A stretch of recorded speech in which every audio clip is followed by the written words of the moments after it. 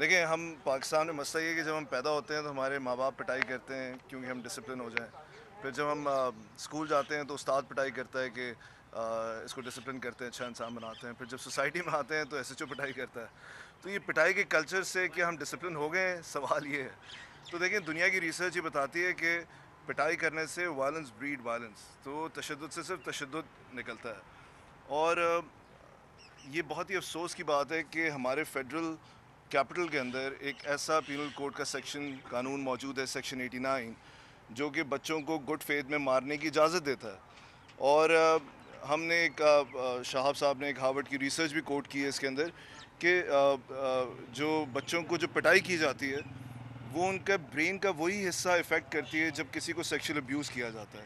تو ہم یہ پبلک ہینگنگ کی تو بات کرتے ہیں, بٹ ہم یہ نہیں دیکھتے کہ بچوں کو مارنا اتنا ہی نقصان دہ ہے ان کی برین ڈیولپ. انہوں نے فوراً ہی اس قانون کو امپلیمنٹ ہونے سے روک دیا کہ یہاں پر کسی کو ٹیچر نہیں مار سکتا بچے کو جب تک یہ پٹیشن چلے گی. اور یہ میں سمجھتا ہوں بہت زبردست چیز ہوئی ہے چیف جسٹس صاحب نے کہ انہوں نے اس قانون کو فوراً امپلیمنٹ ہونے سے روک دیا ہے کہ اب کوئی ٹیچر مار نہیں سکتا فیڈرل ٹیریٹری میں بچوں کو.